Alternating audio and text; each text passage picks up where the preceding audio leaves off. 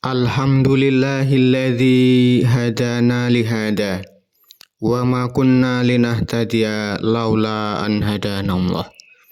Asyhadu an la ilaha illallah wahdahu la syarikalah wa asyhadu anna Muhammadan abduhu wa rasuluh.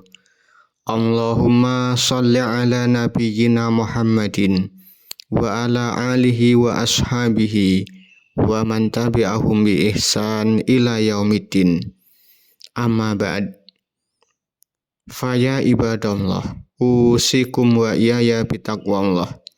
Qala ta'ala, ya ayyuhalladzina amanu taqullah haqqa tuqatih wa la tamutunna illa wa antum muslimun.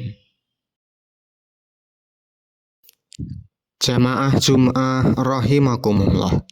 Puji syukur mugi tansah kunjuk dumateng Allah Subhanahu wa taala ingkang tansah paring rahmat taufik sarta hidayah satemah kula lan panjenengan saged pinanggih wonten majelis salat Jumat kanthi kebaing kawilujengan.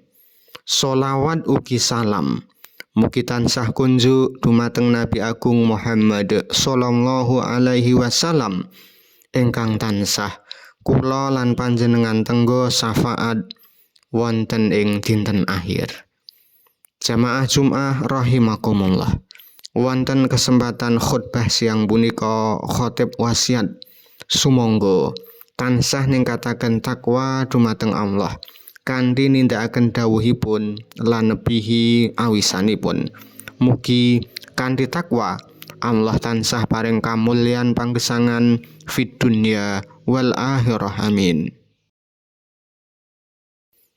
Jamaah Jum'ah rahimakumullah.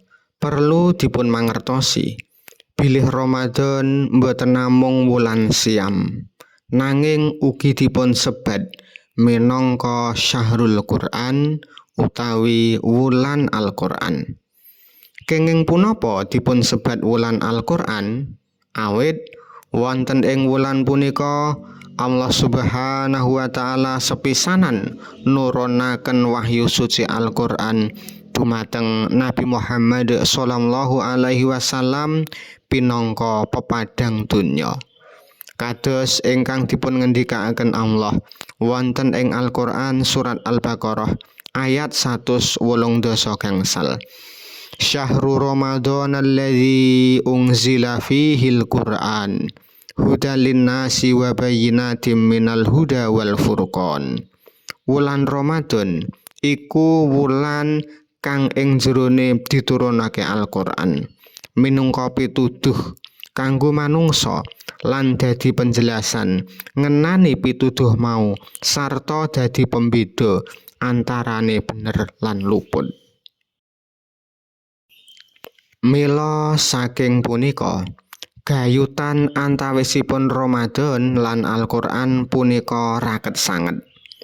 Wonten ing sasi punika Rasulullah sallallahu alaihi wasallam paring tulodo supados kula lan panjenengan ngathah-ngathahaken tadarus. Dipun riwayataken dening Imam Bukhari. Kana Jibrilu yalqahu fi kulli lailatin min Ramadan fayudarisuhul Qur'an. Malaikat Jibril nemoni Nabi Muhammad sallallahu alaihi wasallam ing saben dalu sasi Ramadan. Banjur Nabi lan Jibril tadarus Al-Qur'an. Hadis riwayat Imam Bukhari. Saking hadis punika saged kula lan panjenengan pundhut hikmah bilih wulan Ramadan punika wekdal ingkang paling utama kangge sesambungan kalian Al-Qur'an. Amargi boten wonten amalan ingkang langkung sae ing wulan Ramadan sak sampunipun siam kejawi ngginakaken wekdal kangge maos kalamullah. Boten namung pikantuk ganjaran ingkang tikel-matikel, Al-Qur'an lan poso ingkang kula lan panjenengan lampahi badhe dados pambela wonten ing dinten kiamat mengkih. Rasulullah sallallahu alaihi wasallam nate ngendika, Asyamu wal Qur'anu yasfa'ani lil abdi yaumal qiyamah. Yaqulu siyam aya rabbi mana'tuhu ta'ama was-sahawati bin nahar fasafi'ni fihi fayakulul Qur'an mana'tuhul nauma bil laili fasafini fihi qala fayusafa'ani. Poso lan Al-Qur'an iku bakal menehi syafaat kanggo sawijining hamba ing dina kiamat. Poso matur, "Duh Gusti, kula sampun nyegah piyambakipun saking daharan lan hawa nafsu ing wekdal siang. Mila mugi paduka kersa paring syafaat kula kagem piyambakipun." Al-Qur'an ugi matur, "Kula sampun nyegah piyambakipun saking tilem ing wekdal dalu." Amarga maos Al-Qur'an, mila mugi paduka kersa paring syafaat kula kagem piyambakipun. Rasulullah sallallahu alaihi wasallam ngendika, banjur sakloron poso lan Al-Qur'an iku paring syafaat ditampa dening Allah. Hadis riwayat Imam Ahmad. Jamaah Jumat rahimakumullah. Supados kula lan panjenengan saged gampil lan istiqomah tadarus Al-Qur'an wonten ing wulan Ramadan. Wonten kalih kiat prasaja ingkang saged dipun lampahi. Sepisan, nggadahi target ingkang ajeg utawi istiqomah. Umpaminipun kanthi rumus sak sampunipun salat fardu maos kalih lembar. Kanthi mekaten kula lan panjenengan saged khatam setunggal juz saben dintenipun tanpa rumaos awrat. Kaping kalih, milih wekdal ingkang paling utama. Sumangga ngginakaken wekdal sak sampunipun salat subuh utawi sakderengipun sahur.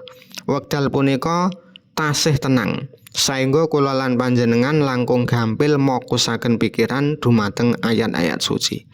Jamaah Jumat rahimakumullah. Mugi-mugi Allah Subhanahu wa taala paring kekiatan dumateng kula lan panjenengan sedaya kangge tresnani Al-Qur'an, saengga urip kula lan panjenengan tansah pikantuk pituduh lan pepadang ing donya tuwin akhirat. Aku qouli hadza wa astaghfirullah li wa lakum wa lisairil muslimin innahu huwas samiul alim.